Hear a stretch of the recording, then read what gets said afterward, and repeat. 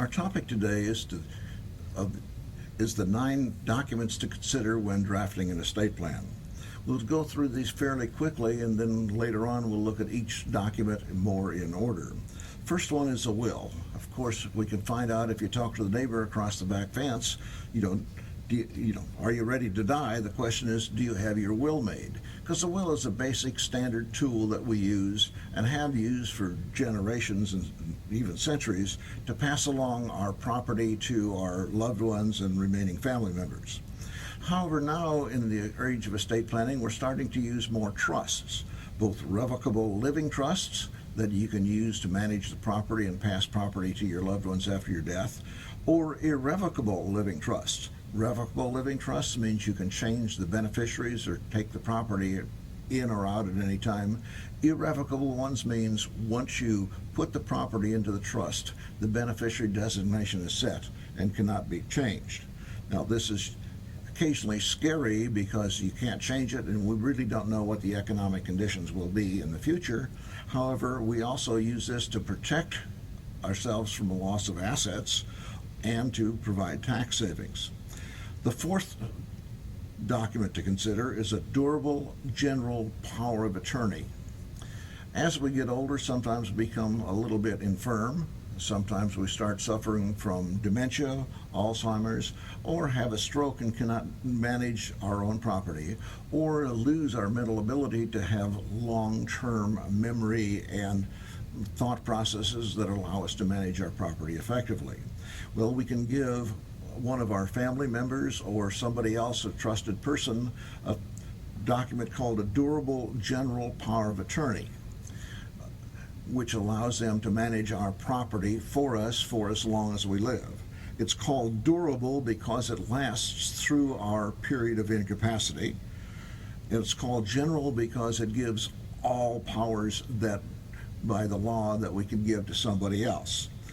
We compare that to a special power of attorney, which is just limited.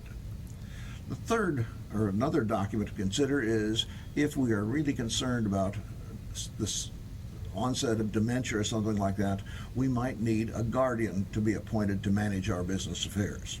One of the things we can do is if we have some family members, spouse or child, that doesn't have the ability to manage our property, that we don't think has got the ability to manage our property or affairs, we can fill out this form that for a guardian if needed. And if I need a guardian appointed to manage my business affairs, that person is called the guardian of my estate.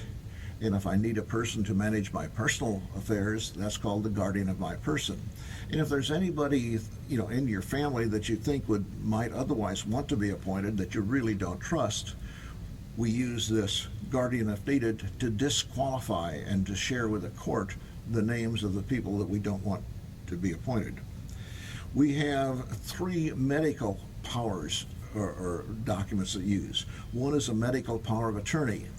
If a person is unable to make medical decisions for himself or herself because of a stroke or serious accident or something like that, and you're unable or you're otherwise unable to communicate, then you can appoint somebody to be your agent to make medical decisions for you. And you can have these people appointed in order. My first choice might be a spouse, a second choice, a child, a third choice, somebody else. Another document to consider is what in Texas we call a directive to physicians. In some states they call that a living will. Primarily it's an instruction that I've given either to my family or to my physicians that says anytime 2 or more physicians licensed to practice medicine in Texas decides that I have no quality of life left because I either have an incurable condition or some other thing that takes away the quality of life, and I'm on life support, those people are instructed to terminate those life support services. Another healthcare document we use is what I call the HIPAA information release, the Health Insurance Portability and Accountability Act information release.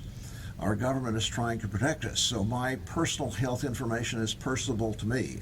If I want someone else to take the information that I have in, say, Dr. 1's office to Dr. 2's office, or to a doctor's office or hospital in another town where I'm traveling, in order to release my medical information, I have to give specific authority to somebody, and that's called a HIPAA information release.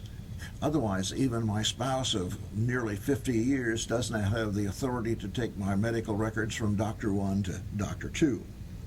And finally, occasionally we have family situations where there's a dispute going on, and you may want to appoint an agent to control the disposition of your remains, so you can make those final decisions yourself and appoint somebody to carry them out. Otherwise, the statute says who's going to take care of that. And this doesn't happen often, but in stressful family situations, occasionally people want to consider appointing the agent to control the disposition of the remains.